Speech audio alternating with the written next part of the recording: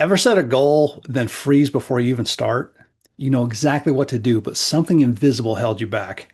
That invisible force? Fear of failure, embarrassment, or rejection.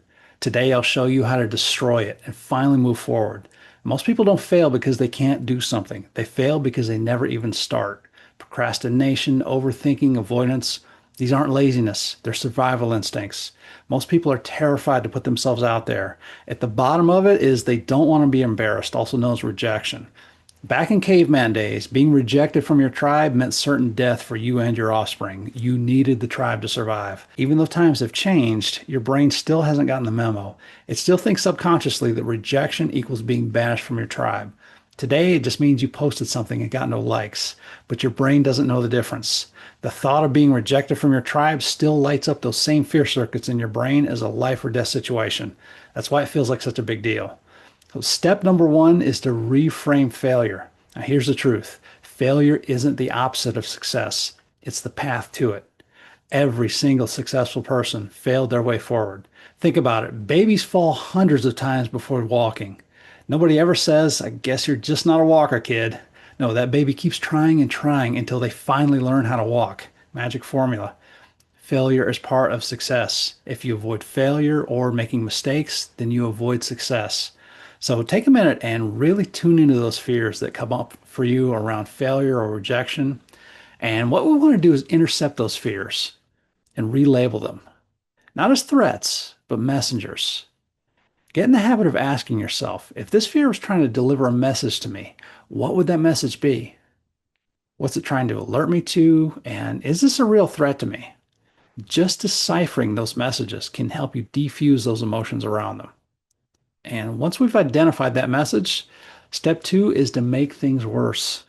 Ask yourself, what's the worst thing that could realistically happen? Now, I highly recommend using a pen and paper to get your thoughts out here. When you map out the realistic worst case scenario, usually you'll realize that it's survivable, you'll recover, and now you've got a plan. That fear shrinks the moment it's dragged out of the shadows. Which brings us to step three, which is ask yourself, how likely is this really? Put a number on it, a percentage, or rate it 1 to 10. Most of the time, it's way smaller than your brain pretends. And even if it does happen, now you're prepared. For example, if you wanted to start a business and you read the horror stat that 95% of them fail within the first 5 years, you're not going to be very encouraged. But if you dig a little deeper, you'll find out if you keep going until you get to your third business, there's an 80% success rate. So the lesson here is keep going until you get to that third business, right? So just cultivate your PhD, pig-headed determination, as Chet Holmes used to say.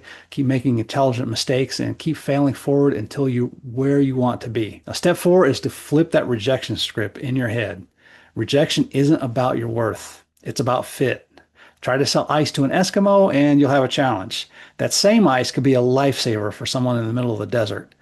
Sales trainer Tom Hopkins had a cool technique. If every sale is worth $1,000 to you and 9 out of 10 people say no, that means every no is worth $100.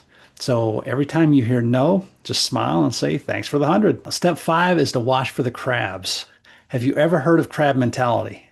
When crabs are trapped in a bucket, if any one of them tries to climb out, the other ones will pull them back in. They're all doomed, but at least they're all doomed together. People will do this too. When you start to level up, some people will mock you, criticize you, or doubt you. This is not because of you or your goal, but because your growth threatens them and their status in the tribe. Once you realize this, you can now spot those human-shaped crabs, laugh at them, and keep climbing. Step six is mental rehearsal. Your subconscious controls up to 95% of all your behaviors. If we want to change the direction we're going, we have to first redirect our subconscious. Well, we do that by getting the result in advance, which we're going to do right now. So close your eyes for a second, and I want you to imagine what would it be like if you could be like that toddler again and have no fear of failure or getting rejected, if you could totally suspend all judgment of yourself, which would get rid of all the emotional garbage, if your self-worth wasn't even part of the equation, because it's not. When you fell down learning how to walk, you might have cried if you hurt yourself, but you didn't let it affect your self-worth or say, oh my God, what will everyone think of me? No, 30 seconds later, you were right back at it, this time with a little more practice and education under your belt. You had no concept that failures had anything to do with you, your self-worth, or your standing in your tribe. So you just went for it. All the judgment, criticism, or ridicule you've ever experienced, or that you're afraid to experience, is just crabs trying to pull you back into their bucket. It's got nothing to do with you. It's all about them. If you could see, feel, or hear yourself being like that toddler again, and whenever you run into failure, you learn the lesson, pick yourself up, and get right back at it, and enthusiastically saying, thanks for the $100, or thanks for getting me one step closer to the right person, or whatever your goal is. Confidence comes from action, not the other way around. If you could see, feel, or hear yourself attacking your goals, going full out for the things you really want, as you play that movie, notice what obstacles come up and preview how you're going to handle those obstacles. And play the movie all the way to the end when you get exactly what you want. How does that feel? Feeling happy, excited, grateful? See, feel, and hear yourself when you've already achieved it. Remember, gratitude means it's already done. Now I want you to rewind that movie to the beginning and take that picture and blow it up so it's as big as a screen at a drive-in movie theater. Now, just like you're turning the knob on an old TV, make that picture brighten up more. Add color and sparkle into it. Notice how the feelings change. Now, in a moment, we're going to play that movie again, this time really getting into those feelings and really tuning into the sounds of you telling yourself, I've decided to do this. I'm choosing to do this. I want this. I'm giving this gift to myself. I choose to enjoy the process, and I feel amazing now that I'm finally on my way. This time, using your body to create the energy you need to succeed. Go ahead and stand up straight, head up, shoulders back, breathing deeply like you're excited. And when you're ready, go ahead and play that movie again. See those obstacles or those crabs come back up again, but this time you laugh at them. They have no chance of pulling you down. See yourself jumping right back up easily and effortlessly. Now, rewind that movie one more time. And at the count of three, I want you to pull that picture towards you and bring it all the way in so you pop yourself in and suddenly you're in the picture, looking at everything through your own eyes. Try it on just like a new wardrobe. 1, 2, 3. Play the movie again, just like you're in it. What do you see? Turn up the brightness, turn up the color. How do things change with your new attitude towards failure, with your new insights about rejection?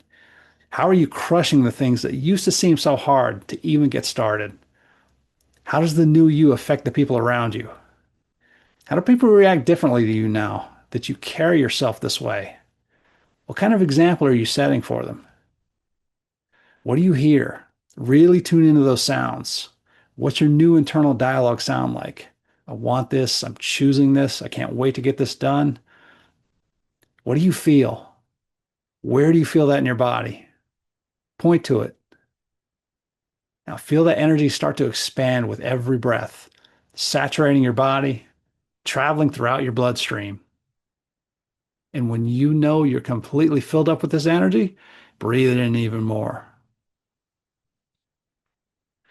And whenever you're ready, you can open your eyes. What we just did was called mental rehearsal. Athletes do this all the time, and it can be a huge help to show your subconscious in advance that, hey, we're going to face these things, but here's how we're going to deal with them. We're just going to keep going and just blow right past them. So let me know what questions or issues you'd like help with in the comments. And if this was helpful, could you please help me out and share this video with someone who might be facing this fear of failure or rejection? Again, failure or fear of failure shouldn't stop you or make you beat yourself up. It's just the first mandatory step towards success. Always remember, failure is just feedback, rejection is just redirection, and success is inevitable when you keep moving. So what part hits you the hardest? Please drop it in the comments. Share this with someone who needs to hear it. And if this helped, please hit like and subscribe for more. If you're ready to go deeper, you can join me inside Limitless Life, where we'll use the incredible power of hypnosis to let go of old patterns, release emotional weight, and create space for clarity and joy in your next level. If you're ready to release the past and reclaim your power, all at a super affordable price, click the link in the description. Now, if you'd like my help one-to-one, you can book a free 15-minute clarity call to see if I can help you. From veterans to high achievers to people who face things most can't even imagine. I've helped them shift old patterns and step back into their joy and purpose. Many of them describe feeling lighter, freer, and more connected to life. I also help salespeople, entrepreneurs, and people looking to launch that business or level up their life, but they're struggling with subconscious blocks. If you've got challenges in any of these areas, I would love to help you too. That link is also in the description. And again, if you found this powerful, please send it to someone who needs it. Thank you.